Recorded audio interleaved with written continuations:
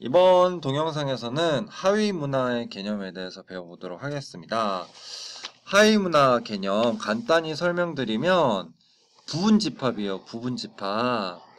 자, 제가 벤 다이어그램을 이렇게 그렸습니다. 한 사회의 모든 구성원이 전반적으로 전체적으로 공유하는 문화를 우리는 전체 문화라고 합니다. 예를 들면 우리에게 있어서 전체 문화는 뭐가 있을까요? 쌀밥을 먹고 또 설날에는 한복을 입고 세배를 드리고 뭐 그런 문화가 전체 문화가 되겠죠. 그렇죠? 그리고 이제 때 되면 학교에 가고 졸업하고 대학교에 가고 대학교 졸업하면 취직하고 이게 이제 우리에게 있어서의 전체 문화. 사실 생각해 보세요. 이런 문화가 확립된 게 몇십 년밖에 안 됐어요. 그렇죠? 어쨌든 이런 전체 문화 속에서 일부 구성원들만 공유하는 문화들이 있어요. 그러한 것들을 바로 하위 문화라고 하는 겁니다. 우리 하위 문화라는 단어가 꼭 상위권, 중위권, 하위권 이 연상돼서 하위 문화가 질 낮고 뭔가 어디에 저항하는 것 같고 그런 느낌이 드는데요. 하위 문화라는 이 개념 안에는 그 어떠한 가치도 들어있지 않아요. 그러니까 하위 문화가 어쩐 나쁜 어감이 느껴지더라도 절대 그렇게 생각하지 말고 그냥 뭐 어떤 전체의 하위에 존재하는 문화여서 하위 문화다. 전체 집합 안에서의 부분 집합 관계를 뜻하는 거다라고 생각해 주면 되겠어요. 그래서 뭐 수많은 하위 문화가 있죠. 지역 문화가 있고 세대 문화가 있고 세대 문화 속에서 세대 문화는 어떤 종류들이 있어요? 뭐 아동 문화가 있고 청소년 문화가 있고 뭐 장년 문화가 있고 뭐 그렇죠? 그런 문화들이 있죠. 그다음에 또 성별로 여성 문화, 남성 문화가 또 따로 있을 수 있고 그리고 또 하위 문화 아래 또 다른 하위 문화가 있어요. 그래서 청소년 문화 안에 중학생 문화와 고등학생 문화가 있을 수 있는 거죠. 그렇죠? 그래서 하위 문화라는 개념은 굉장히 상대적이고 유동적이에요. 어떤 경우에는 하위 문화가 조금씩 영역을 확장하다가 하위 문화가 곧 전체 문화가 될 수도 있어요. 예를 들어서 어떤 게 있을까요? 음, 어, 온라인 통신을 이용하는 문화의 경우에는 제가 중고등학생이었던 1990년대만 해도 사회 구성원들 중 일부만 누리는 문화였어요. 온라인 통신 문화. 그때 파란 화면에 PC통신, 나우누리, 하이텔, 천리안 이런 서비스들이 생겨나고 그거에 매니아들이 접속해서 날밤을 새면서 서로 채팅을 주고받는 그런 문화가 있었거든요. 근데 그런 온라인 통신 문화가 지금은 어떻게 됐어요? 점점 확장되더니 온 국민이 누리는 전체 문화가 됐어요. 지금 뭐 거의 핸드폰 단말기 들고 다니면서 SNS 하고 카톡 하고 하잖아요. 그쵸? 그러니까 이 하위 문화라는 것이 점점 확장해서 전체 문화가 되기도 하고 또 전체 문화였던 것이 쇠퇴해서 하위 문화가 되기도 하고 하위 문화 속에 또 다른 하위 문화가 들어있을 수도 있고 그래서 이 하위 문화라는 것은 상대적이고 유동적인 그 성격을 가지고 있다. 그 밖에 하위 문화의 특징들은 여러분들이 한번 읽어보시기로 하고요. 다음 페이지로 넘어가겠습니다. 하위 문화의 대표적인 사례들이 나와 있어요.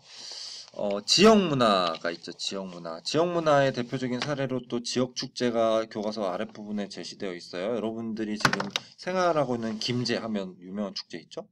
김제 지평선 축제. 그럼 그 김제 지평선 축제가 정말 김제를 대표하는 축제가 되기 위해서는 김제의 지역 문화가 제대로 녹아나게끔 축제를 구성해야겠죠? 그렇죠? 그래서 각 지역 문화에서는 언어, 예절, 풍습 등의 측면에서 상당한 정도의 차이가 나.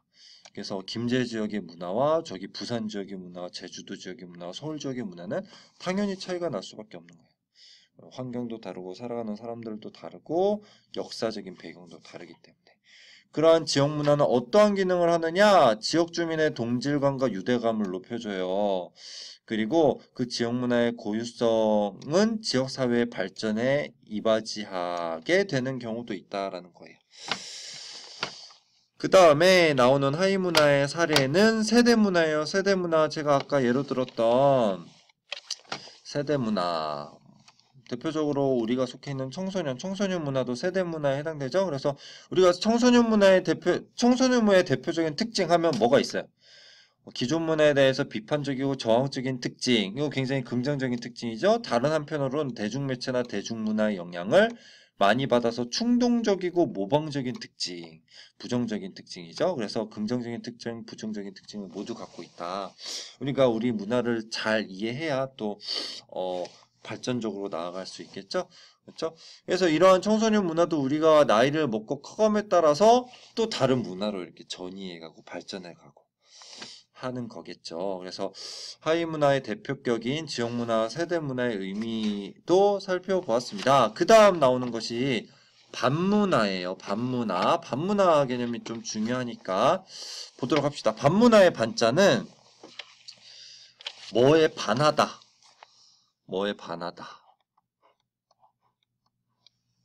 이 한자 아시죠? 모반을 꾀하다 할 때 반자예요. 반대하다 할 때 반자죠. 뭐에 반대하는 거냐?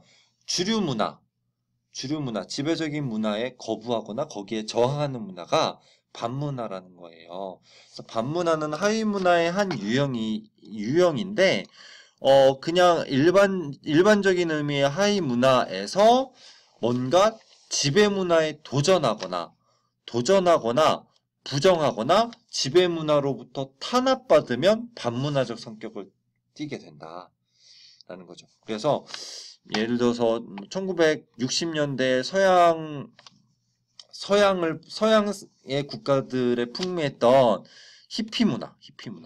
그때 당시에 뭐 2차 대전 이후에 뭐 베트남 전쟁 반대, 그다음에 뭐 물질 문명으로 인해서 환경 오염이 되는 것에 대한 어떤 비판, 이런 것들을 이야기하면서 히피 문화, 여기 지금 밑에 나와 있어. 히피 문화가 발생했는데 이게 굉장히 센세이션을 일으키고 68혁명이니 하면서 서구 사회의 많은 부분을 개혁하는데 원동력이 되었다는 거예요. 우리나라에서도 1970, 80년대 대학생 운동권 문화, 이거 지배문화로부터 굉장히 탄압받고 지배문화에 도전하는 문화였잖아요. 근데 이 대학생 운동권 문화가 현실 정치에 저항하면서 우리의 정치적 민주주의가 발전하게 된 거죠. 그렇죠? 우리가 지금 이만큼 민주적인 사회를 우리가 누릴 수 있는 것은 바로 대학생 운동권 문화라는 반문화의 기여가 컸다라는 거예요. 그래서 반문화라는 것은 그것도 성격이 상대적이기 때문에 여기에 지금 중간에 사례 가톨릭 예시가 들어져 있어요. 그래서 조선시대 가톨릭은 반문화였겠죠? 지배문화로부터 탄압을 받았고 지배문화에 도전했으니까. 하지만 지금 더 이상 가톨릭을 탄압하는 사람도 없고 가톨릭이 정부에 대해서 뭐 지배질서에 대해서 저항하거나 그걸 부정하거나 하는 움직임이 있는 것도 아니에요. 지금 시점의 가톨릭은 그냥 일반적인 하위 문화인 거죠. 그렇죠? 그래서 반문화가 때로는 반문화가 아닌 문화로 전환되기도 하고, 또 일반적인 하위 문화가 사회의 변화에 따라서 반문화가 되기도 하고, 또 그 반문화가 점점 외연을 확대하면서 전체 문화가 되기도 하고, 이렇게 계속 그 상대적이고 유연한 그런 변화를 보여주는 것이 또 반문화의 특징이다라고 할 수 있겠습니다. 여기까지 하위 문화의 특징, 의미와 특징에 대해서 살펴보았습니다. 다음 시간에 대중문화에 대해서 살펴볼 거예요. 오늘 강의 마치도록 하겠습니다.